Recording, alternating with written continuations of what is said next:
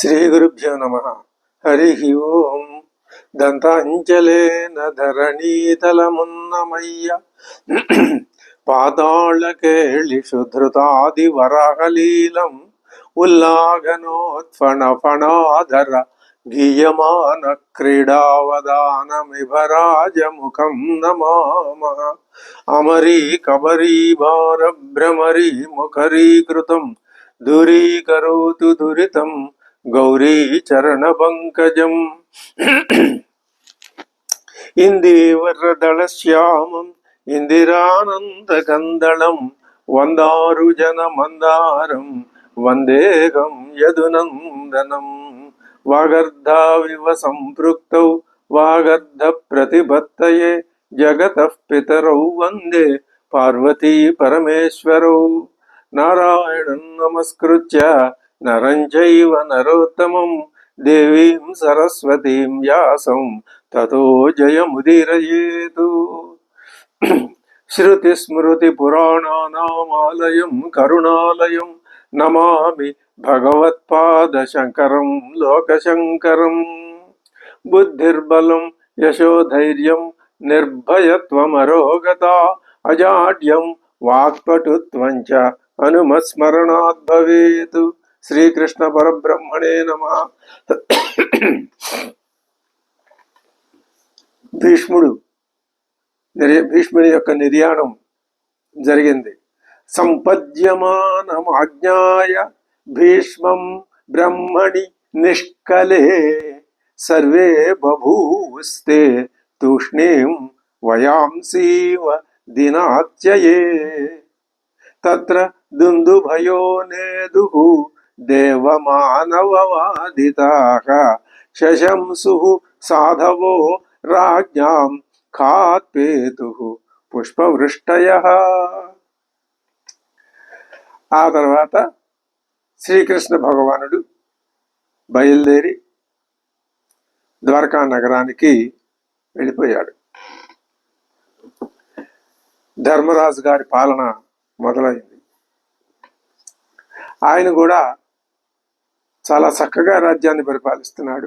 అపీపల ధర్మరాజ పితృవద్రంజయన్ ప్రజాః నిస్పృహ సర్వకామేభ్య కృష్ణపాద అనుసేవయ. ఆయనకి నిరంతరం కృష్ణపాద అనుసేవనమే ఆలోచన తప్ప మరొకట్లేదు. అందుకని ప్రజల్ని కన్నతండ్రిలాగా తన తండ్రి ఏ విధంగా రాజ్యాన్ని పరిపాలించాడో ఈయన కూడా పితృవద్రంజయన్ ప్రజాః అపీపలద్ పరిపాలించాడు. అయితే నిస్పృహ సర్వకామేభ్య, ఆయనకి ఏ కోరిక లేదు. ఏ పని చేసినా కృష్ణార్పణ బుద్ధితోటే చేసేవాడు. ఇప్పుడు ఆయనకి మనవడు పుట్టాడు. ఆ మనవడు పరీక్షిత్తు. మాతుర్గర్భగతో వీరః సతదా భృగునందన దదర్శ పురుషం కంచిత్ దహ్యమానో అస్త్రతేజస. కృష్ణ భగవానుడు ద్వారకకి వెళ్ళబోయే ముందు ఆయన రథాధిరోహణం చెయ్యబోతూ ఉండగా ఉత్తర తన యొక్క గర్భంలో ఉన్న శిశువుని సంహరించటానికి ఏదో ఒక శక్తి వస్తుండటం గమనించి ఆ శక్తి యొక్క ఆ వేడికి తట్టుకోలేక పరుగున వచ్చి భగవానుడి పాదాల మీద పడి రక్షించమని వేడుకుంటే ఈయన చక్రాన్ని ప్రయోగించాడు, రక్షించాడు. ఇప్పుడు ఆ సంగతి చెప్తున్నారు వేదవ్యాసుడు. ఆయన తల్లి గర్భంలో ఉండంగానే తనని మిక్కిలి భయంకరమైనటువంటి ఏదో ఒక శక్తి చుట్టుముట్టి బాధించి తనని సంహరించబోతూ ఉన్న దశలో ఏదో ఒక దివ్యమైనటువంటి శక్తి తనకి దానికి అడ్డం పడి తనని రక్షించిన విషయాన్ని ఆ శిశువు గ్రహించాడు. మాతుర్గర్భగతో వీరః సతదా భృగునందన. సూత మహర్షి చెప్తున్నాడు, ఓ భృగునందన, ఓ శౌనక మహర్షి, ఓ మిగిలినటువంటి మహర్షులారా, దదర్శ పురుషం కంచితు ఒకానొక పురుషుణ్ణి దర్శించాడయ్యా ఆయన. దక్ష్యమాన అస్త్ర తేజస, అశ్వత్థామచే ప్రయోగించబడిన అస్త్రం తనని దహించటానికి ప్రారంభిస్తున్న సమయంలో తనని రక్షించిన ఒక పురుషుణ్ణి ఆయన చూశాడు. ఇది ఎలా చెప్తారు? ఆ శిశువుకి తెలియదు కదా, పుట్టిన తర్వాత ఎంతో కాలానికి గాని తాను తన ఇదేను గాని రాదు కదా, జ్ఞానం రాదు కదా, గర్భస్థుడుగా ఉండంగానే ఎలా కలుగుతుంది అంటే దానికి ఆధునిక శాస్త్రం సమాధానం ఏం చెప్తుందో గాని భాగవతం ఏం చెప్పింది అంటే ఆ శిశువుకి ఆ విధమైనటువంటి జ్ఞానం పూర్వ వాసనల వలన వస్తుంది అంటే దీన్ని బట్టి వస్తుందని మనం అర్థం చేసుకోవచ్చు. కానీ తర్వాత ఈ పాంచభౌతిక శక్తుల యొక్క ప్రభావం గర్భంలో ఉండంగానే పెరిగి శరీరం తయారవుతూ ఉండగా ఆ దశలో పోతుంది. ఈ పంచభూతాలు ఏం చేస్తాయి అంటే మానవుణ్ణి ఒకానొక ఆ మాయా అనే ఆవరణలో బంధించేస్తాయి. ఆ బంధనంలోనే జీవుడు క్రమక్రమంగా నేను ఇదే అని అనుకునే స్థితిలోకి వస్తాడు. ఇది మనం మామూలుగా ఊహించినా తెలిసేటటువంటి విషయమే. ఇప్పుడు ఆయన శిశువుకి తెలుస్తున్నది. ఆయన తత సర్వగుణోదర్కే సానుకూల గ్రహోదయే జజ్ఞే వంశధర పాండో భూయ పాండురివౌజస. ఆయన జన్మిస్తున్నాడు. ఆయన ఏం చేశాడు? మాతుర్గర్భగతో ఏ వీరస్సతదా భృగునందన. ఆయన తన తల్లి గర్భంలో ఉండగానే చూశాడు, ఒక దివ్య తేజస్సును చూశాడు.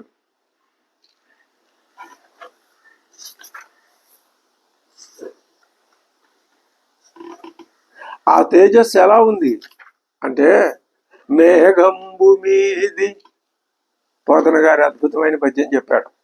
మేఘంబు మీది క్రొమ్మెరుగు కైవడి మేనిపైనున్న పచ్చని పటమువాడు, గండభాగంబుల కాంచన మణిమయ మకర కుండల కాంతి మలయువాడు, శరవన్ని ననగించు సంరంభమున చేసి కన్నుల నునుకెంపు కలుగువాడు, బాలార్కమండల ప్రతిమాన రత్నహాటక విరాజిత కిరీటంబువాడు, కంకణాంగద వనమాలికా విరాజమానుడు, అసమానుడు అంగుష్ఠమాత్ర దేహుడు, ఒక్క గద చేతదాల్చి నేత్రోత్సవమున విష్ణుడావిర్భవించే అవ్వేళయందు. ఆ గర్భస్థ శిశువు విపరీతమైన వేదన పడుతూ ఉంటే అక్కడ విష్ణువు యొక్క చక్రం ఆవిర్భవించింది. అంటే విష్ణువు తేజమే ఆవిర్భవించింది. ఆ గర్భస్థ శిశువు యొక్క వేదన ఎలాంటిది అంటే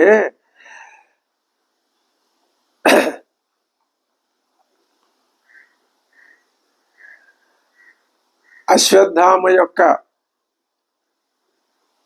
ఆ బ్రహ్మాస్త్రం వలన జన్మించినటువంటి ఆ మంటలు శిశువుని కాల్చివేస్తున్నాయి. ఆ శిశువు లోపల తల్లడిల్లిపోతున్నది. కుయ్యడ శక్తి లేదు ఉదర గోళము లోపలనున్నవాడ దిక్కయ్యది, తాననాథనని ఎప్పుడు తల్లి గణింపవిందున్, నేడీషువన్ని వాయుటకు ఎయ్యది మార్గము, నన్ను కావనే అయ్యగలండు గర్భజనితాపదనెవ్వడెరుంగు దైవమా అంటున్నాడు. కుయ్యడ శక్తి లేదు, ఏడుద్దామన్నా నాకు శక్తి లేదే. ఈ గర్భగోళంలో ఏ రక్షణ లేకుండా నేను ఉన్నాను. మా అమ్మ ఎప్పుడు నేను అనాథని అని విలపిస్తూ ఉండటం నాకు అర్థమవుతున్నది. మరి అనాథ అయిన మా అమ్మ నన్ను ఎలా కాపాడుతుంది? మరి నన్ను కాపాడే వారెవరు అని ఆ గర్భస్థ శిశువు యొక్క ఆవేదనని వర్ణించింది భాగవతం. ఇందులో మనం మన యొక్క ఆ స్థితిని సంభావించుకోవచ్చు, ఊహించుకోవచ్చు. ప్రతి జీవుడికి కోటాను కోట్ల మంది జీవులు, ప్రతి జీవుడికి ఇది గర్భస్థ దశలో అనుభవైక వేద్యమే. అక్కడ దీనివల్ల మనకు ఏమర్థమవుతుంది అంటే, పరీక్షిత్తు ఇప్పుడు సహజంగా గర్భంలో సంచరించటం వలన ఉండే దుఃఖం ఒకటి, ఇప్పుడు ఈ అశ్వత్థామ యొక్క అస్త్రం వలన వచ్చినటువంటి వేడి ఒకటి. రెండు కారణాలు. ఆ రెండు మనకి ఉంటాయి. మనకి రెండోది అశ్వత్థామ. ఏ అశ్వత్థామ మన మీద ఈ అస్త్రాలు ప్రయోగించాడు అని మనం అనుకోవచ్చును. అశ్వత్థామ అస్త్రం అనేది దేనికి సంకేతం? మనం చేసుకున్నటువంటి పూర్వ జన్మల కర్మలు, పాపాలను, మరి ఏదైనా అనండి, ఆ కర్మల వశంగానే గర్భలోకి ప్రవేశించటం జరుగుతుంది. గర్భగోళంలో అటు ఇటు తిరగటం ఒక బాధ, ఈ కర్మల బాధ. ఈ రెండు మనకే ఉన్నాయి, పరీక్షిత్తుకే ఉన్నాయి, మనకే ఉన్నాయి. ఇక నుంచి పరీక్షిత్తు కథ మొదలవుతున్నది. ఇప్పుడు ఈ భాగవతానికి కథానాయకుడు పరీక్షిత్తే. పరీక్షిత్తులో మనం మన జీవితాన్ని చూసుకోవాలి. అలా చూసుకోగలిగితేనే, పరీక్షిత్తుతో సానుభూతి మనకి కలిగితేనే ఆయన జీవితం నుంచి, ఆయన జీవితాన్ని భాగవతం చెప్పిన విధానం నుంచి మనం కూడా మనకి కావలసినటువంటి మోక్ష మార్గాన్ని వెతుక్కోగలము. లేకపోతే కథ కథగానే ఉంటుంది, మనంగానే మిగిలిపోతాం. పరీక్షిత్తు జన్మించబోతున్నాడు. జననం, ఎప్పుడైతే జననం ఉందో మరణం కూడా ఉండి తీరుతుంది. శ్రీకృష్ణుడు ఆ తత్వానికి అతీతుడని ఇప్పటిదాకా చెప్పాడు.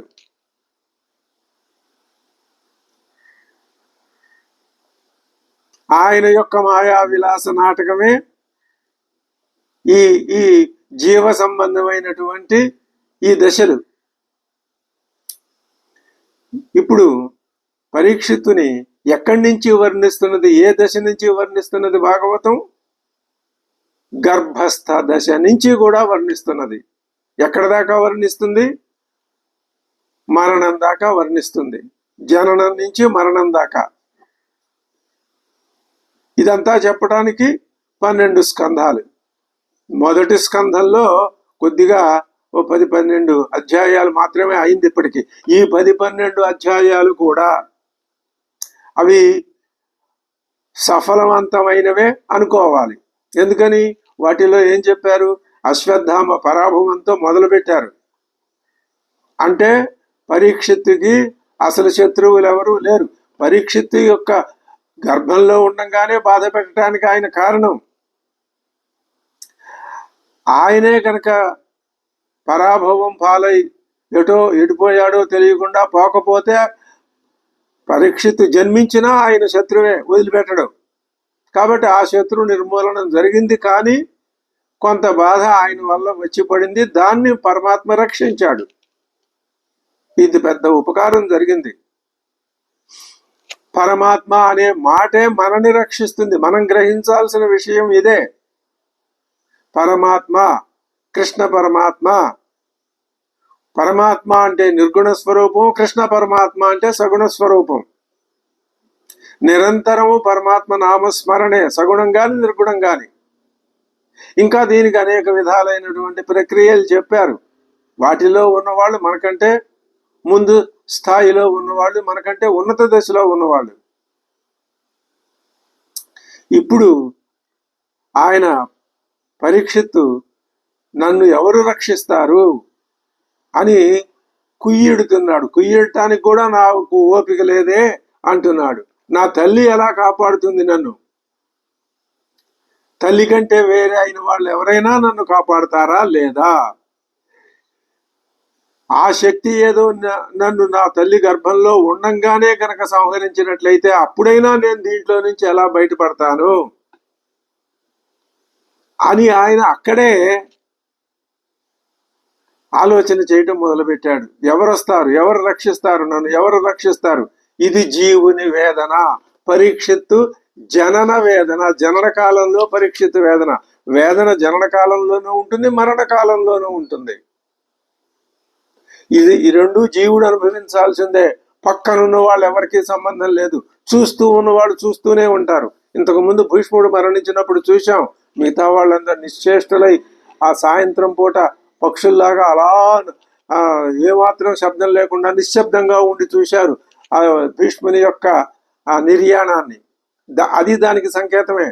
ఇప్పుడు పరీక్షిత్ యొక్క జనన వేదన చెప్తున్నారు. ఆయన బాధపడుతున్నాడు. రారా చూడ సమస్త భూత రాడా చూడ సమస్త భూతములలో రాజిల్లువాడు ఇచ్చటం లేడా. అంత విజ్ఞానం ఉంది, కానీ దురదృష్టవశాత్తు మానవుడికే ఈ జ్ఞానం లేదు. అంతటా ఉన్నవాడు నా దగ్గరికి ఎందుకు రాడని అడుగుతున్నాడు పరీక్షిత్తు. అది మనం నిరంతరం గుర్తు చేసుకోవలసిన విషయం.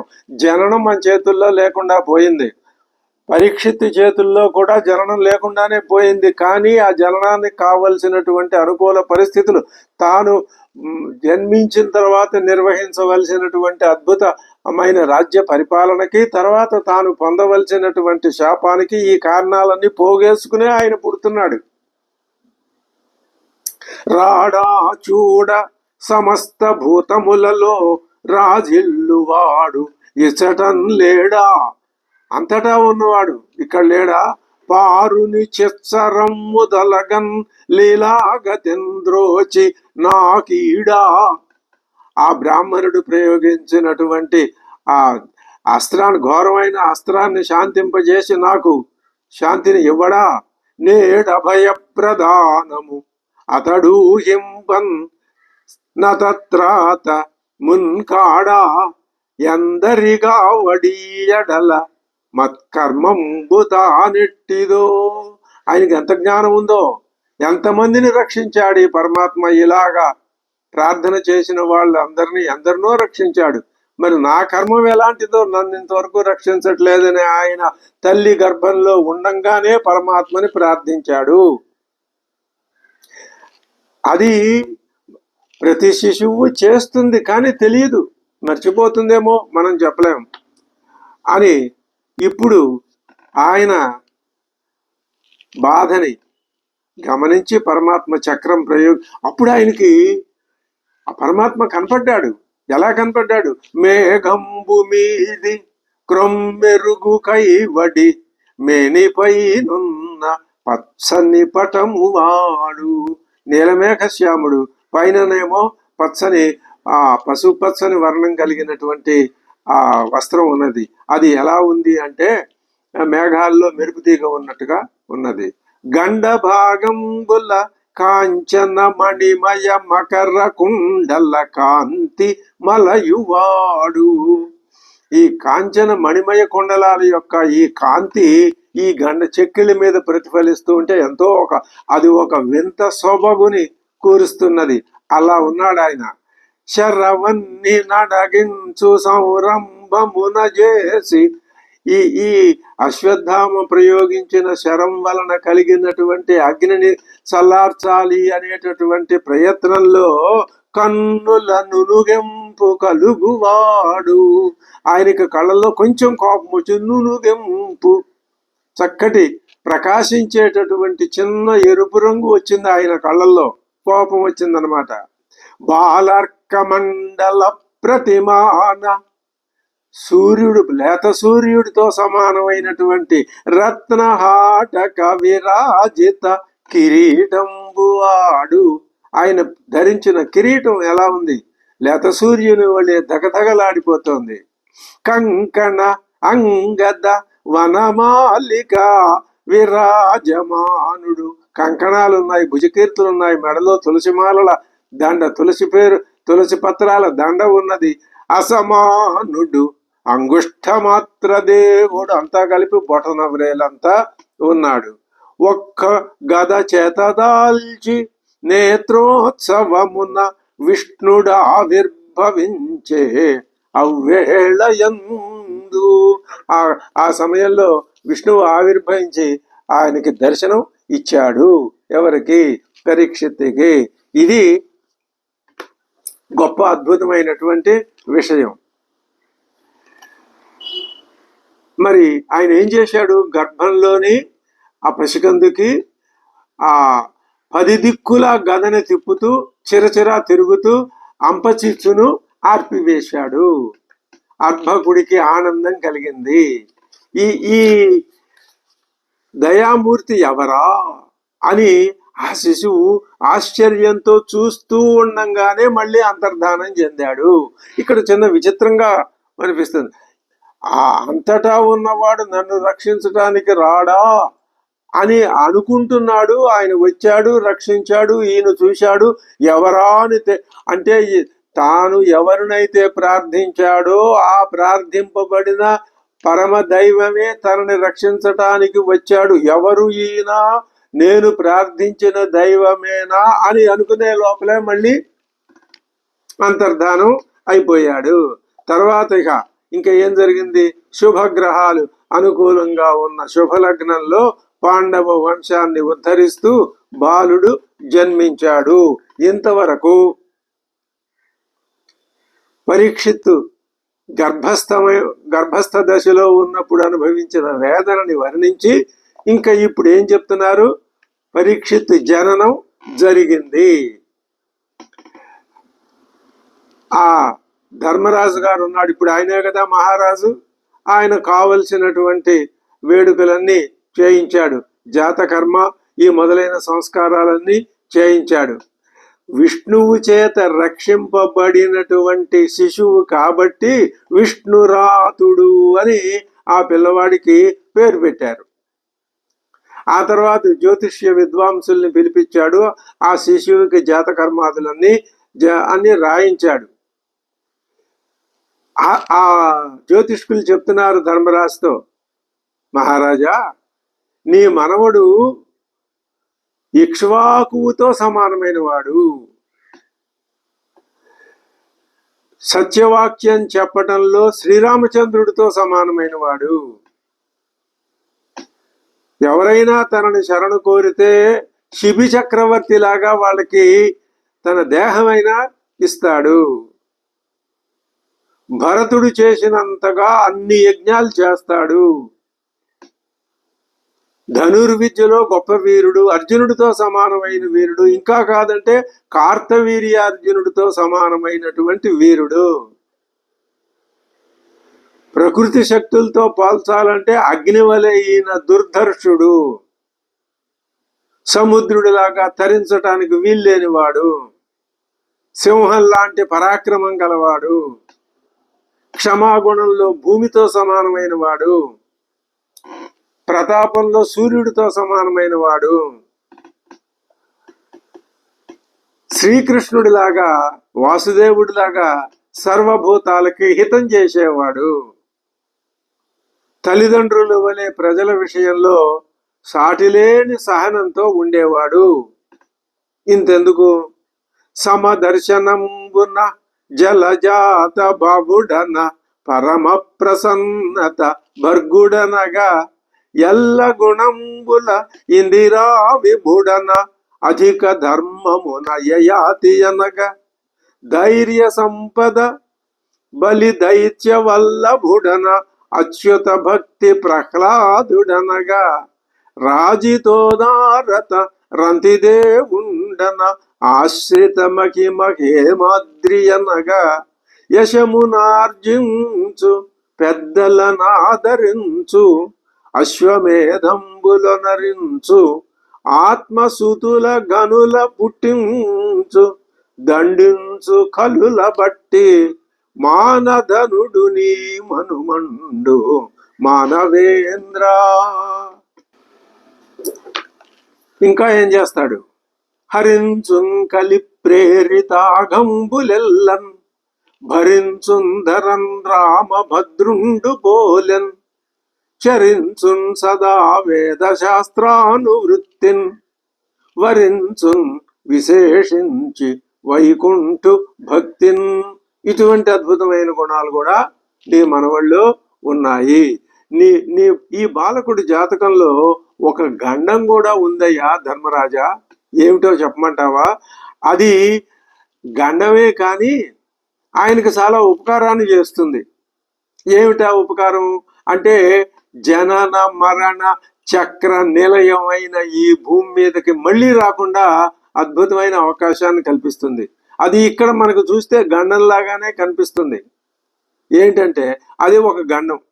ఏ విధంగా చూసినా ఇతడు మహితుడే, చాలా గొప్పవాడే.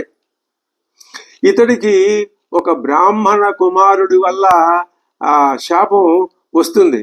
ఆ శాపం ఏమని, తక్షకుడి కాటుకు బలి కావలసిన పరిస్థితి ఏర్పడుతుంది.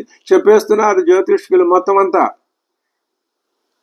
దాంతో ఆయన ఆ సర్వసంగాలని తెంచుకొని శ్రీకృష్ణ పాదారవిందాలని స్మరిస్తూ శుక మహర్షి వలన బ్రహ్మజ్ఞానం పొంది భయభ్రాంతులు లేనటువంటి లోకాలకి చేరుకుంటాడు అని వాళ్ళు పూర్వ చక్రవర్తులతో సమానమైనటువంటి కీర్తి ప్రతిష్టలు సంపాదిస్తాడు, ఒక గండాన్ని కూడా పొందుతాడు అని రెండు పార్శ్వాలు, పరీక్షిత్తులో ఉన్న రెండు పార్శ్వాలు వాళ్ళు వివరించి చెప్పారు. నిజం ఆలోచిస్తే ఒక పరీక్షిత్తుగా ఇప్పుడు మనం పరీక్షిత్తు ఎవరో అభిమన్యుడు కుమారుడు, అర్జునుడు మనవడు అని అలా పురాణాలతో సంబంధించి మనకు సంబంధం లేదు, అది వేరు ఇది వేరు అని అనుకోవచ్చును, అది యథార్థం కావచ్చును కూడా. కానీ ఒక సామాన్యమైన తంతువేదో మొదటి నుంచి మానవ జాతిని అప్పటి నుంచి ఇప్పటికీ ఇక ముందు కూడా పట్టుకునే ఒకనొక తంతు ఉన్నది. అది ఆ దారం ఏది అంటే పరమాత్మే ఆ దారం. పరమాత్మ సృష్టిలో ఇవన్నీ ఉన్నవే, అయితే మనం గమనించలేము. ఆ అదృష్టాలేవో మనకే ఉన్నాయి, ఆ దురదృష్టం ఏదో రెండు మనకే ఉన్నాయి. అదృష్టాలు ఏమిటి అంటే, ఇంతకంటే అదృష్టం ఏముంది? ఇప్పుడు మనం కూర్చుని ఆ కృష్ణ పరమాత్మ యొక్క పాద అరవింద ధ్యానం చేస్తున్నాం కదా, ఇదే అదృష్టం. ఆ అదృష్టం ఆయనకు ఆ రూపంగా ఉంది. లాభాలు ఒక వ్యాపారం చేసినప్పుడు ఒకటి కొద్ది ఎక్కువ లాభం, ఒకటి తక్కువ లాభం, ఒకటి నష్టం, ఇలాంటివి ఉంటూ ఉంటాయి. మనకి మాత్రం తప్పనిసరిగా కృష్ణ భక్తి ఏర్పడింది, ఇది మన అదృష్టం. మరణం తప్పదు, దుఃఖాలు తప్పవు. ఒక్కొక్క మనిషికి ఒక్కొక్క రకమైన దుఃఖం, 100 రకాల దుఃఖాలు. అవి ఈ ఈ జీవుల్ని పట్టుకుని వేలు లక్షల కింద కనపడుతూ ఉంటాయి. దుఃఖం, ఏదైనా దుఃఖం దుఃఖమే, అవి మనకి ఉన్నాయి అని ఒక సామాన్య లక్షణాన్ని మనం వెతుక్కుంటే ఏమవుతుంది అంటే, పరీక్షిత్తు కథ మీద మనకి శ్రద్ధ ఏర్పడుతుంది. అది శ్రద్ధగా వింటే మనకి చాలా ప్రయోజనం ఉంటుంది అని. సరే, అది అయిన తర్వాత క్రమక్రమంగా ఇంక ఇప్పుడు పరీక్షిత్తు పెరిగి పెద్దవాడైనాడు. ఈ ధర్మరాజాదులు అందరూ వెళ్ళిపోయినారు. అర్జునుడు వెళ్ళి అక్కడికి ద్వారకకి వెళ్ళి అక్కడ ఉండి వచ్చి కృష్ణ పరమాత్మ యొక్క నిర్యాణాన్ని సంగతిని కూడా చెప్పాడు. అదంతా అయిపోయిన తర్వాత ఇంకా పరీక్షిత్తుని పట్టాభిషిక్తుడిని చేశాడు ధర్మరాజు, పెద్దవాడైన పరీక్షిత్తుని. ఇంకా వాళ్ళు ద్రౌపదితో సహా అంతకుముందే ధృతరాష్ట్రుడు, కుంతి వాళ్ళు కూడా వనవాసాలకు వెళ్ళిపోయారు. వాళ్ళు ఏమైపోయారో తెలియదు. ధర్మరాజు సోదరులు ద్రౌపది వీళ్ళు కూడా నిష్క్రమించేశారు. ఇంకా ఇప్పుడు పరీక్షిత్తుకి నిష్కంటకమైనటువంటి రాజ్యం అందింది. ఇప్పుడు ఆయన పరిపాలన చేస్తున్నాడు. అప్పుడు శౌనకుడు అడుగుతున్నాడు సూతుడి, ఓ పౌరాణికోత్తముడైన సూత మహర్షి, నువ్వు చెప్పే కథా విధానం వింటుంటే మాకు ఎంతో ఆనందం కలుగుతున్నదయ్యా. ఇప్పుడు శూద్రుడు గోవుని తన్నాడని అన్నావు, పరీక్షిత్తు కలిని నిగ్రహించాడు అన్నావు. భగవంతుణ్ణి భాగవతుల్ని గురించి వినడమే మాకు చిత్తానికి శాంతిని కలిగిస్తుంది. ఒక విషయం యథార్థం, ఈ జీవితం శాశ్వతం కాదు, మరణం తప్పదు. మాకు మోక్షం కావాలి, మన తరఫున అడుగుతున్నాడు శౌనక మహర్షి. ఆయువు చూస్తేనా చాలా స్వల్పంగా ఉంది, మరి మేము అన్య కథల్ని విని బంగారం వంటి కాలాన్ని మేమెందుకు పాడు చేసుకుంటాం? మా ఈ సత్రయాగానికి సన్మునీంద్రుడు పిలువగా అదిగో ఆ యముడు యమధర్మరాజు కూడా వచ్చాడు, ఇక్కడికి వచ్చిన ఒక్కడిని కూడా చంపటం లేదు. ఇదంతా విష్ణు కథల ప్రభావంగా కనిపిస్తోంది. కాబట్టి మాకు మాధవుని యొక్క పాద పద్మాల మకరందాన్ని నువ్వు అందించాలి అని శౌనకుడు అడిగాడు. అప్పుడు సూతుడు మళ్ళీ కథ చెప్పటం మొదలుపెట్టాడు. ఓ శౌనకాది మహర్షులారా, ఈ శౌనక మహర్షి సూత మహర్షి ప్రశ్న జవాబు ఇది పురాణ లక్షణం. మనం ఇదేదో ఒక మనకు అడ్డంకిగా ఛాదస్తంగా, మరి లేకపోతే ఇది కేవలం పురాణాలకు సంబంధించిందే మనకు సంబంధించింది కాదని అనుకోరాదు. ఆ విధంగా మన బుద్ధిని భ్రమింపజేసుకోరాదు. అంతకైతే ఆ భావనను వదిలేయటం కూడా ఉత్తమమే. పరీక్షిత్తు ధర్మ మార్గంలో రాజ్యాన్ని పరిపాలిస్తున్నాడు. ఆయన తన రాజ్యంలో కలి ప్రవేశించాడు అని తెలుసుకున్నాడు. ఇక్కడ ఒక మాట చెప్పుకోవాలి. కృష్ణ నిర్యాణం జరిగింది, ద్వాపర యుగం సమాప్తమైంది, కలియుగం ప్రారంభమైంది. సూర్య ఉదయ అస్తమయ సూర్యచంద్రుల గమనంలో ఏ మార్పు ఉండదు. ఏ యుగమైనా అదే. కానీ మన యొక్క ఆలోచన విధానంలోనే దీన్ని ఇంకా సూక్ష్మంగా పరిశీలిస్తే కలియుగం ప్రారంభమైంది అంటే అర్థం ఏమిటి అంటే, అలసులు మందబుద్ధులు వీళ్ళు మొట్టమొదటే అడిగారు. ఆ లక్షణాలు ఎక్కడ పడితే అక్కడ స్పష్టంగా కనిపిస్తున్నాయి. అంటే తమో గుణం రజో గుణాలు లోకంలో విజృంభించి పెచ్చరిల్లిపోతున్నాయి అని కనిపెట్టాడు. అదే కలి ప్రవేశం అంటే అర్థం. ఆయన కనిపెట్టాడు.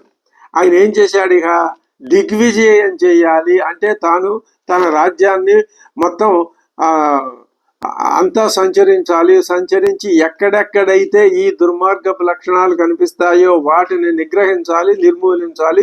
దీనికే దిగ్విజయ యాత్ర అని పేరు పెట్టి ఆయన బయలుదేరాడు. ఆయన ఏం చేశాడు?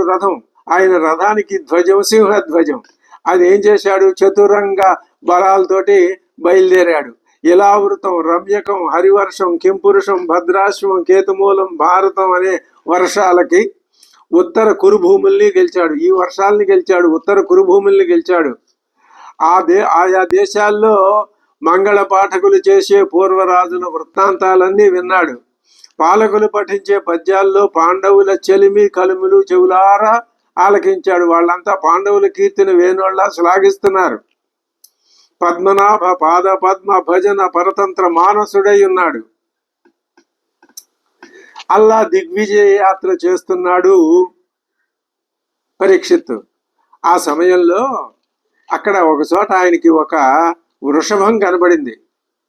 దాని తీరుతెన్నులను బట్టి ఇది ధర్మదేవుడా ధర్మదేవత అని ఆయన అనుకున్నాడు, గుర్తించాడు. ఆ వృషభం సమీపంలోనే ఒక ఆవు కళ్ళమట నీళ్లు కారుతూ ఉన్నది, అది కనిపించింది. ఆవిడ ఈ గోమాత ఎవరు అనుకున్నాడు, ఇది భూదేవి అనుకున్నాడు. ఆ వృషభమేమో ధర్మదేవత అనుకున్నాడు. ఈ కన్నీటితో నిండినటువంటి కన్నులు కలిగిన ఈ గోవు ఆ భూదేవి అని గుర్తించాడు. అప్పుడు విన్నాడు ఆయన, వృషభం గోవుతో ఇలా అంటోంది, ఎందుకమ్మా నువ్వు తల్లడిల్లుతున్నావు? నీ దేహం సగానికి సగం చిక్కిపోయింది, ముఖంలో కళాకాంతులు లేవు. నీ చుట్టాలకి ఏమైనా ఆపదలు వచ్చాయా? లేక పాలకులు నిన్ను ఒంటికాలితో ఉన్న నిన్ను హింసలు పెడుతున్నారని బాధపడుతున్నావా? అందుకు దుఃఖిస్తున్నావా నువ్వు? ఇక నా బిడ్డలకి ఇక మీదట సుఖం ఉండదు, యజ్ఞాలు లేవు, స్త్రీలకు రక్షణ లేదు, కొడుకుల్ని తండ్రుల్ని కొడుకులు ద్వేషించుకుంటూ ఉంటారు, సంహరించుకుంటూ ఉంటారు. విద్య నీచుల పాలైపోతూ ఉంటుంది. రాజులు బ్రహ్మవాదుల్ని సేవించరు. వేదం యొక్క నడకకి భగ్నం ఏర్పడుతుంది. వానలు సకాలంలో కురవ్వు. ప్రజలకు అన్నీ అగచాట్లే. తిండి మీద శరీర సుఖం మీద నిద్ర మీద ఇలాంటి విషయాల మీదే వాళ్ళకి ఆ శ్రద్ధ కానీ మరి మంచి విషయాల మీదకి, పుణ్యకార్యాల మీదకి, మోక్ష మార్గం మీదకి వాళ్ళకి దృష్టి పోదు.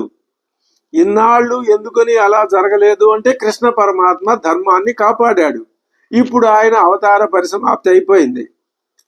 మరి ఇంకా ఇప్పుడు ఈ అధర్మం అంతా పెరిగిపోతుంది అని నువ్వు గుండెల్లో కుమిలిపోతున్నావు కదా, అదేనా నీ బాధ అని వృషభం ఆ ధేనువుని అన్నది. ఆ మాటలు విని భూమి చాలా దుఃఖించింది. అవునయ్యా, నువ్వు ఒక పాదంతోనే నడుస్తున్నావు, నిన్ను చూస్తే నాకు బాధగా ఉంది. ధర్మదేవత 4 పాదాల నడవాలి, నడిస్తేనే అది సుభిక్షమైన రాజ్యం. ఇప్పుడు ధర్మదేవతకి 3 పాదాలు కుంటుపడిపోయినాయి, ఒక్క పాదం మీదే నడుస్తోంది, 3 కాళ్ళు నీకు చచ్చుపడిపోయినాయి అన్నమాట. ఇది దేనివల్ల కలిగిన ఫలితం అంటే పరమాత్మ నిష్క్రమించడం వలన కలిగిన ఫలితం.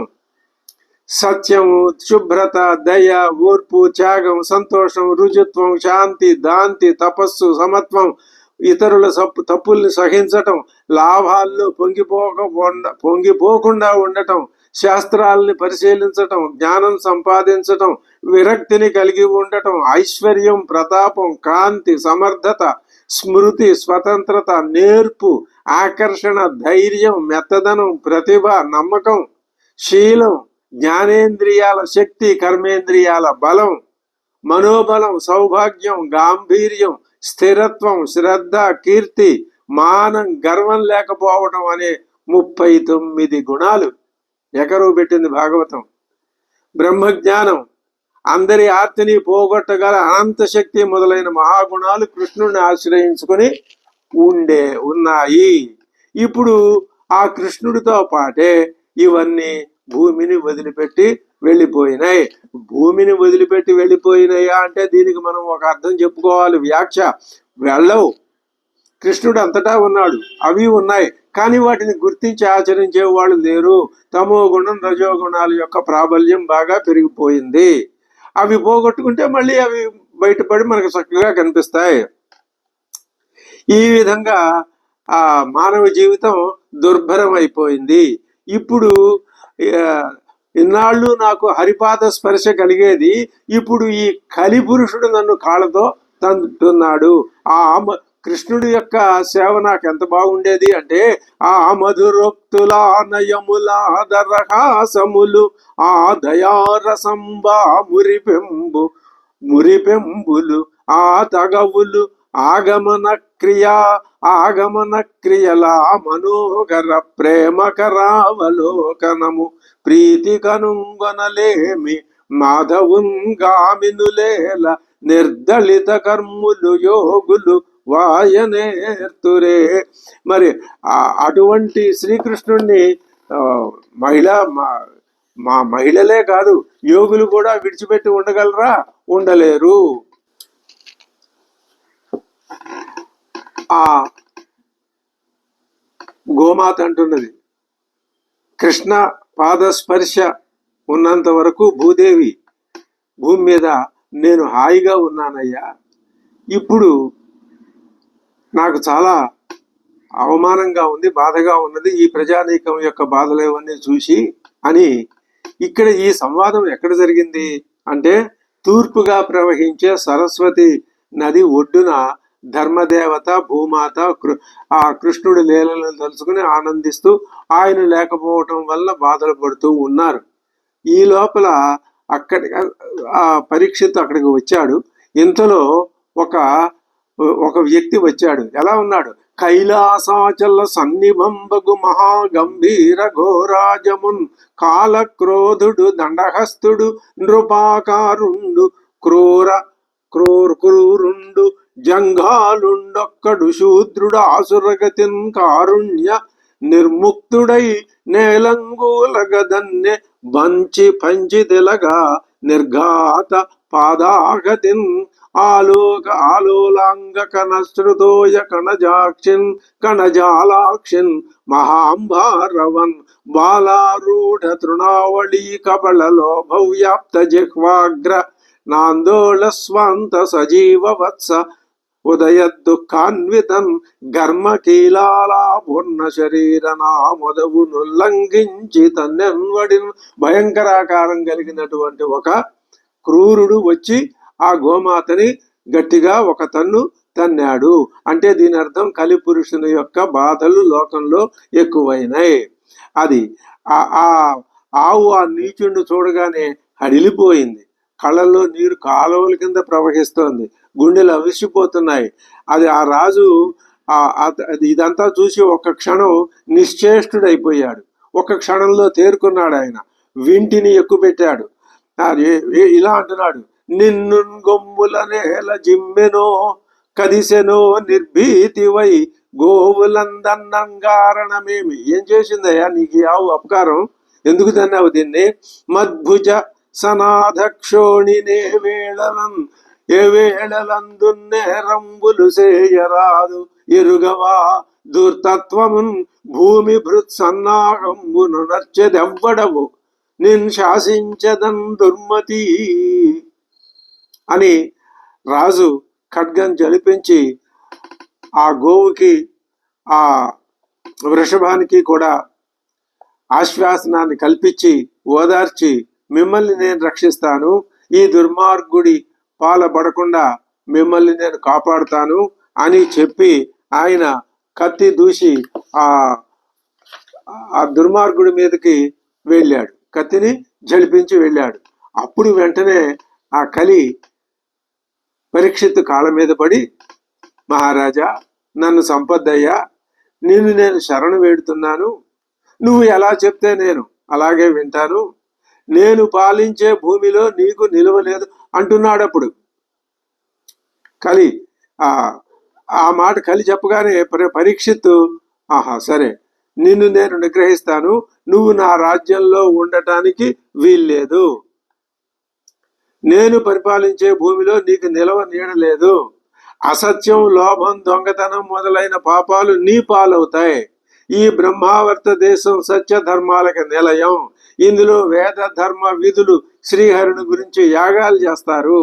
అలాంటి వాళ్ళకి నువ్వు సుఖం కలిగిస్తూ శ్రీమన్నారాయణుడు సర్వభూతాల అంతర్యామి అయి వాయువు వలె లోపల వెలుపల సంచరిస్తూ ఉంటాడు. అలాంటి వాళ్ళకి సుఖం కలిగిస్తూ అటువంటి పవిత్ర స్థలంలో నీలాంటి అపవిత్రుడికి చోటు లేదు, నువ్వు ఇక్కడి నుంచి వెళ్ళిపో అని మరోసారి ఆ కలిపురుషుడి మీద కత్తిని జడిపించాడు పరీక్షిత్ మహారాజు. అప్పుడు ఆ కలి అంటున్నాడు, దేవా, నీ ఖడ్గపు కాంతులు నా గుండెల్ని అవిసిపోయేలా చేస్తున్నాయి, నన్ను క్షమించు, నాకేదైనా ఒక చోటు చూపించు, నేను వెళ్ళిపోతాను, నీ రాజ్యంలో ఉండద్దన్నావు కదా అన్నాడు. సరే, అప్పుడు ఆ దయదలిచాడు పరీక్షిత్తు. ఆ దయదలచటమే చాలా ఆ అనర్థాలకి దారితీసింది. కానీ దయదలసక తప్పదు, అది విధి నిర్దేశం. కాల మహిమ అంటే అదే. నీకు 4 స్థలాలు చూపిస్తాను, ప్రాణి హింస, స్త్రీ భావన, జోదాలు, పానం, ఇవి నీ నెలవలు, నువ్వు అక్కడ విహరించు, వెళ్ళు అన్నాడు. మళ్ళీ మళ్ళీ దేవిరిస్తూ అడుగుతున్నాడు కలి. అప్పుడు ఇంకా అసత్యం, మదం, కామం, హింస, పగ అనే చోట్లు కూడా నీకు అనుగ్రహిస్తున్నాను, వెళ్ళు. అంటే ఈ గుణాలు ఉన్న చోట కలి పురుషుడు ఉంటాడు అని అర్థం, అంతరార్థం. ఈ 9 తప్ప మరొక చోట నువ్వు కనిపించావో నిన్ను నేను శిక్షిస్తాను అని హెచ్చరించి పంపించాడు. ధర్మదేవతకి లోపించినటువంటి తపస్సు, శౌచం, దయ అనే పాదాలను మళ్ళీ సమకూర్చాడు ఆయన. 4 పాదాల్లో ఒక పాదమే ఉంది, ఆ మిగిలిన 3 పాదాలని సమకూర్చాడు. గోమాత రూపంలో ఉన్న భూదేవికి సంతోషాన్ని కల్పించాడు. ధర్మోక్త ప్రకారంగా రాజ్యాన్ని పరిపాలించాడు. అటువంటి పరీక్షిత్ మహారాజు కలిని నిగ్రహించిన తర్వాత ఏకదా ధనురుద్యమ్య విచరన్ మృగయాం వనే మృగాననుగత శ్రాంత క్షుధిత తృషితో భృశం. ఆయన వేటాడడానికి అడవికి వెళ్ళాడు. ఆ ప్రయత్నంలో బాగా దాహం కలిగింది. జలాశయం అచక్షాణ ప్రవివేశ తమాశ్రమం. ఎక్కడ నీళ్లు కనపడకపోయేసరికి ఒక ఆశ్రమంలోకి వెళ్ళాడు. దదర్శ మునిమాసీనం శాంతం మీలితలోచనం. శాంత స్వరూపుడై కరుడు మూసుకుని ధ్యానమగ్నుడై ఉన్నటువంటి ఒక మునిని దర్శించాడు. ప్రతిరుద్ధేంద్రియ ప్రాణ మనోబుద్ధిం ఉపారతం. ఆయన యోగి ప్రతిరుద్ధ నిగ్రహించాడు, ఇంద్రియాలను నిగ్రహించాడు, ప్రాణాన్ని నిగ్రహించాడు, మనస్సుని బుద్ధిని ఆయన శాంతింపజేసి నిగ్రహించి స్థానత్రయాత్ పరం ప్రాప్తం. ఆయన జాగ్రత్త స్వప్న సుషుప్తులనేటటువంటి 3 స్థానాలకి అతీతమైన స్థానంలో ఉన్నాడు. బ్రహ్మభూతం అవిక్రియం. శరీరమే అది కనిపిస్తోంది కానీ మరి ఆయన ఆలోచన అవి ఎక్కడున్నాయో ఏమిటో అది తెలియదు. ఇదే మోక్షం అంటే. ఆయన జీవించి ఉండంగానే యోగ సాధన ద్వారా మోక్షాన్ని ఆనందించడం, మోక్షానందం పొందడం అనేది ప్రతినిత్యము అభ్యసిస్తున్నాడు ఆయన శమీక మహర్షి. ఇప్పుడు పరీక్షిత్తు ఆయన దగ్గరికి వెళ్ళాడు. పరీక్షిత్తుకి కాలం అంత కలిని నిగ్రహించిన పాండవుల యొక్క ఆ వారసత్వాన్ని అంత పొందిన మరి కృష్ణుడి చేత రక్షింపబడ్డాడన్నటువంటి ఆ ఇది విష్ణురాతుడు అనేటటువంటి నామధేయం ధర్మరాజు గారి చేత పెట్టబడిన ఈ పరీక్షిత్ ఎందుకయ్యాడు అంటే తనని గర్భంలో రక్షించినటువంటి ఆ దివ్య తేజం మళ్ళీ ఎక్కడ కనపడుతుంది, నేను ఆ దేవి తేజాన్ని చూడాలి అని అందరి ముఖాలు చూసేవాడు. కాబట్టి ఈయనని జనులంతా పరీక్షిత్ అని పిలవటం మొదలు పెట్టారు. ఆయనకి ధర్మరాజు గారు విష్ణురాతుడు అని పేరు పెట్టాడు, నామకరణం చేశాడు. ఆయన ఇప్పుడు ఈ వేటాటంలో ఈ మహర్షి యొక్క ఆశ్రమంలోకి వెళ్ళాడు. ఇది చాలా ముఖ్యమైన విషయం. ప్రతిరుద్ధేంద్రియ ప్రాణ మనోబుద్ధిం ఉపారతం స్థానత్రయాత్ పరం ప్రాప్తం బ్రహ్మభూతం అవిక్రియం అలబ్ధతృణ భూమ్యాదిరసం ప్రాప్తార్థసూనృత అవజ్ఞాతమివాత్మానం అన్యమానశ్చుకోప. ఈయన నీళ్ల చుక్క కూడా ఇవ్వలేదు ఆయన అసలు మన లోకంలో లేడు. ఈయనకి ఆయన మీద కోపం వచ్చింది. సతు బ్రహ్మ ఋషేరంసే గతాసుం ఉరగం ఋష వినిర్గచ్చన్ ధనుష్కోట్య నిధాయ పురమాగమతు. ఆ కోపంలో ఏం చేశాడు ఆ పరీక్షిత్తు? అది దానికి ఎవరైనా అంతే కాల ప్రభావం. కలి ఈ పరీక్షిత్తు మీద ప్రతీకారం తీర్చుకున్నట్లే కనిపిస్తోంది. కలి ఆవేశించటం వలనే కోపం వచ్చింది మహారాజుకి. అక్కడ చచ్చిపడి ఉన్న ఒక ఉరగం ధనుష్కోట్య నిధాయ వింటి కోపుతో ఎలా ఎత్తి అలా విసిరాడు. అది వెళ్ళి ఆయన మెడలో పడింది. మృషా సమాధిరాచివాగోస్విత్ కిన్ను స్యాత్ క్షత్రబంధువి. ఈయనేమన్నా సమాధి నటిస్తున్నాడా అని ఏదో అని అక్కడి నుంచి ఆయన అది వెళ్ళిపోయాడు. తస్య పుత్రో అతి తేజస్వి విహరన్ బాలక అర్భకై. స్నేహితులతో కలిసి ఆయన పుత్రుడు అతి తేజస్వి, ఆ శమీక మహర్షి యొక్క పుత్రుడు. ఇది లంఘిత మర్యాదం తక్షక సప్తమేహని దంక్ష్యతి స్మ కులాంగారం చోదితో మే తతద్రుహం. ఆ బాలుడికి కోపం వచ్చింది. ఆయన పేరు శృంగి. ఆయన ఏం చేశాడు ఏమండి, సప్తమేఘని 7 నాటికి తక్షకుని చేత దష్టుడై ఆ గర్వించినటువంటి ఆ మహారాజు మరణించుగాక అని ఆయన శపించాడు. తతోభ్యేత్య ఆశ్రమం బాలో గళే సర్పకళేబరం పితరం వీక్ష్య దుఃఖార్తో ముక్తకంఠో రురోధ. ఆయన తండ్రిని చూసి, తండ్రి మెడలో ఉన్నటువంటి ఆ మృత సర్పాన్ని చూసి బిగ్గిరిగా ఏడవడం మొదలుపెట్టాడు. ఉన్మీల్య శనకైర్నేత్రే దృష్ట్వా స్వాంసే మృతో రగం. నెమ్మదిగా ఈ అలదడికి కళ్ళు తెరిచాడు మహర్షి. తన మెడలో ఉన్నటువంటి ఆ సర్పాన్ని విసృజ్య దాన్ని తీసి అవతల పారేసి పుత్రం పప్రచ్ఛ వత్స కస్మాద్ధిరోదిషి. నాయన ఎందుకు ఏడుస్తున్నావురా అని అడిగాడు. వారు చెప్పాడు, నిశమ్య శప్తమతదర్హం నరేంద్రం సబ్రాహ్మణో నాత్మజమభ్యనందతు. ఈ విధంగా జరిగిన కథ అంతా ఆ కుర్రవాడు చెప్పేసరికి ఆయనకి ఆ కుర్రవాడిని మెచ్చుకోవాలా, నువ్వు చాలా పొరపాటు చేశావయ్యా, ఇది నువ్వు ఈ మాత్రానికే రాజుగారిని శపించడం చాలా ఘోరమైన విషయం. అహో బత అంహో మహదజ్ఞ తే కృతం అల్పీయసి ద్రోహ ఉరుర్ధమోధృత. నువ్వు అల్పమైన దోషానికి ఇంత ఘోరమైన శిక్ష వేశావు ఆయనకి. ధర్మపాలో నరపతికి, రాజుగారు ధర్మ పరిపాలకుడు, కలిని నిగ్రహించిన వాడు ఆయన. సాక్షాత్తు శ్రీకృష్ణ పరమాత్మ యొక్క చేసిన కృషిని ఇప్పటికీ ఇంకా కొనసాగిస్తున్నటువంటి మహానుభావుడు. సమ్రాట్ బృహశ్రవాక సాక్షాన్ మహాభాగవత రాజర్షి హయమేధయాట్. ఆయన అశ్వమేధయాగం చేసిన వాడు రాజర్షి, ఆయన భాగవతుడు, శ్రీకృష్ణ భక్తుడు, కృష్ణుడి చేత రక్షింపబడిన వాడు, విష్ణురాతుడు ఆయన. తిరస్కృత విప్రలబ్ధా శప్తా క్షిప్తా అతాపి వా నాస్య తత్ ప్రతికుర్వంతి తద్భక్తా ప్రభవోపి. వాళ్ళు సమర్థులే అయినా ఉండి కూడా దానికి ఆయన ప్రతీకారం చేయలేదు అంటే అది ఆయన యొక్క గొప్పతనం. ఇది పుత్ర కృతాఘేన సోను తప్తో మహాముని స్వయం విప్రకృతో రాజ్ఞా నైవాగం తదచింతయతు. ఈ బాలుడు అంత ఘోరమైన శాపం ఇచ్చిన ఆ రాజుగారు తన విషయంలో రాజు చేసిన దోషాన్ని గురించి ఆయన తలపోయినే లేదు, అనుకోలేదు. శమీక మహర్షి తన కుమారుడి చేత రాజు విషయంలో చేయబడిన పాపాన్ని పశ్చాత్తాపడుతున్నాడే గాని తన విషయంలో రాజు చేసిన దోషాన్ని గురించి తలపోయనే లేదు, ఆయన అనుకోలేదు ఆ మహర్షి.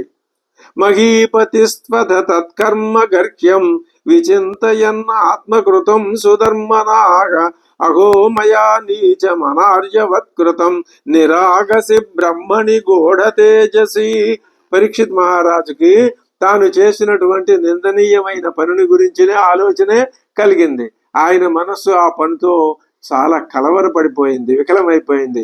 నిరపరాధి నిగూఢమైన బ్రహ్మ తేజస్సు గలవాడు అయినటువంటి ఆ మహర్షి విషయంలో నేను దుష్టుడిలాగా నీచమైన పని చేశాను అని ఆయనలో పశ్చాత్తాపం కలిగింది. ధ్రువంతతో మే కృతదేవ హేళనాత్ దురత్యయం వ్యసనం నాతి దీర్ఘాత్ తదస్తు కామంత్వగ నిష్కృతాయ మే యథా సకుర్యాం పునరేవ మద్ధా.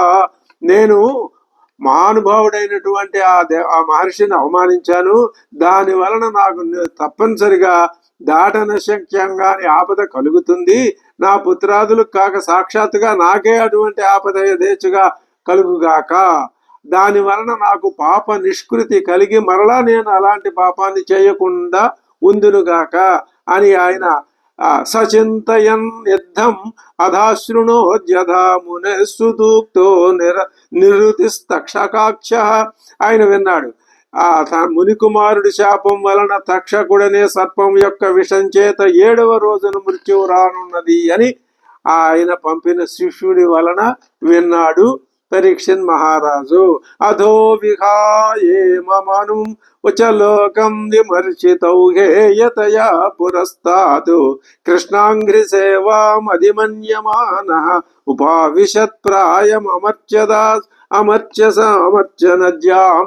ఆయన వెంటనే ఏం చేశాడు, విహాయ ఇమం అముంచలోకం, ఆయన ఏం చేశాడు, ఇహలోకం పరలోకాలు రెండూ విడువదగినవే అని నిర్ణయం చేసుకుని వాటిని గురించి పట్టించుకోకుండా కృష్ణుడి పాద సేవనమే ప్రధానమని తలంచుకొని గంగా నదీ తీరంలో ప్రాయోపవేశానికి ప్రారంభించాడు. తతశ్చ వస్పృచ్యమిమం విపృచ్యేత్ విశ్రభ్య విప్రా ఇతి కృత్యతాయాం సర్వాత్మనా మ్రియమాణ ఇశ్చ కృత్యం శుద్ధం చ అమృషతాభియుక్త. అక్కడికి అందరూ వచ్చేసారు, మహర్షులందరూ వచ్చారు, పెద్ద పెద్ద వాళ్ళందరూ వచ్చారు ఆ ప్రాయోపవేశం ప్రదేశానికి. వాళ్ళని అడుగుతున్నాడు, ఓ మహర్షులారా, మిమ్మల్ని విశ్వసించి నా కర్తవ్యం విషయంలో నేను మిమ్మల్ని ఒక ప్రశ్న వేస్తాను.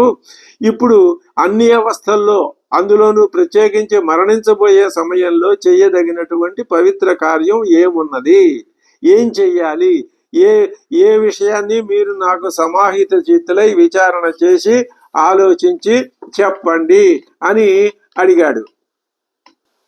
సరిగ్గా ఈ సంభాషణ ఇలా జరుగుతూ ఉన్న సమయంలో తత్రాభవద్భగవాన్ వ్యాసపుత్రో యదృచ్ఛయా గామటమానోనపేక్ష అలక్ష్యలింగో నిజలాభతుష్టో వృతస్త్రీ బాలైరవధూత వేష. సరిగ్గా ఆ పరీక్షిత్ యొక్క అదృష్టము అన్నట్లుగా అక్కడికి శుక మహర్షి, వ్యాసపుత్రుడైన శుక మహర్షి యదృచ్ఛయ అలా వెడుతూ ఉన్నాడు. ఆ సమయానికి ఇక్కడికి వచ్చాడు. ఇక్కడ ఈ విషయం తెలుసుకున్నాడు. ఆయన ఇక్కడికి వచ్చాడు. అందరూ లేచి నిలబడి ఆయనకి స్వాగతం పలికారు. తం ద్వ్యష్టవర్షం 16 సంవత్సరాలే వయస్సు. సుకుమార పాదకరోరు బాక్వంసకపోల గాత్రం, అద్భుతమైనటువంటి సౌందర్యంతో కూడిన ఆకారం. చారు ఆయతాక్షోన్నత ఉన్నసతుల్య కర్ణ శుభ్రువాననం కంబు సుజాత కంఠం, అలాంటి ఆకారం ఆయన. ససంవృతస్తత్ర మహాన్మహీయసాం, మహాత్ములలో మహాత్ముడైనటువంటి ఆ శుక మహర్షి అందరి చేత ఆ మునులందరూ ఆయన చుట్టూ చేరారు. ఆయన అక్కడ కూర్చున్నాడు. ఇప్పుడు ఈ పరీక్షిత్ ఏం చేస్తున్నాడు? ప్రణమ్య మూర్ధ్నా అవహిత కృతాంజలి నత్వా గిరా సుహృదయ అన్వపృచ్ఛతు, నమస్కారం చేసి ఆ శుక మహర్షిని అడుగుతున్నాడు. అహో అద్య వయం బ్రహ్మన్ సత్సేవ్యా క్షత్రబంధవ కృపయా అతిథి రూపేణ భవద్భిస్తీర్థకా కృతా. మహర్షి, ఇది చాలా అద్భుతమయ్యా. క్షత్రియులు అని పేరు పెట్టుకున్న మేము ఈ రోజున సత్పురుషుల్ని సేవించదగిన వాళ్ళం అయ్యాము. మీరు దయతో అతిథి రూపంలో వచ్చి మాకు అటువంటి యోగ్యతని కలిగించారు. ఏషాం సంస్మరణాత్ పుంసాం సద్యశ్చుద్యంతి వైగృహాగా, మీ వంటి మహాత్ముల్ని స్మరించినంత మాత్రం చేతనే మానవుల గృహాలు మనస్సులు అన్ని పవిత్రమైపోతాయి. అటువంటి మిమ్మల్ని దర్శించి స్పృశించి మీ పాదాలని కడిగి మీకు ఆసనాన్నిచ్చి మిమ్మల్ని సత్కరించడం వలన నేను ఎంతో పవిత్రుణ్ణి అయ్యానని వేరే చెప్పాలా? కిం పునర్దర్శన స్పర్శన పాదశౌచాసనాదిభిః అతః పృచ్ఛామి సంసిద్ధిం యోగినాం పరమం గురుం పురుషస్యేహ యత్కార్యం మ్రియమాణస్య సర్వదా. ఇది పరీక్షిత్తు యొక్క మనస్సులో ఉన్న ప్రధానమైన ప్రశ్న. ఇది మనకు చాలా ప్రధానం. అదే అడుగుతున్నాడు. అతః పృచ్ఛామి సంసిద్ధిం యోగినాం పరమం గురుం, మీరు యోగులలో ఉన్నతులైనటువంటి యోగులు, తమరిని నేను అడుగుతున్నాను. పురుషస్య ఇహ యత్కార్యం, పురుషుడు ఏం చేయాలి? ఎప్పుడు? మ్రియమాణస్య, మరణోన్ముఖుడైనటువంటి వాడు ఏం చెయ్యాలి? యశ్రోతవ్యం, ఏం వినాలి? అధో జాప్యం, ఏం జపించాలి? యత్కర్తవ్యం, ఏ పనులు చెయ్యాలి? నృభిః ప్రభో స్మర్తవ్యం భజనీయం వా బ్రూహి యద్వా విపర్యయం, ఏం సేవించాలి? ఎవరిని స్మరించాలి? ఎవరిని సేవించాలి? వేటిని విడనాడాలి? ఈ విషయాలు మాకు చెప్పు. ఏవమాభాషిత పృష్ఠః సరాజ్ఞా శ్లక్ష్ణయా గిరా ప్రత్యభాషత ధర్మజ్ఞో భగవాన్ బాదరాయణి. ఈ ప్రశ్నలు వేశాడు పరీక్షిత్తు. దీనికి చక్కటి సమాధానం ఇవ్వటం ప్రారంభించాడు ఆ శుక మహర్షి. అంటే ఇక్కడి నుంచి నిజమైనటువంటి భాగవత కథ ప్రారంభమైంది. ఆ విశేషాలను మనం తర్వాత ఎపిసోడ్లో తెలుసుకుందాం. స్వస్తి.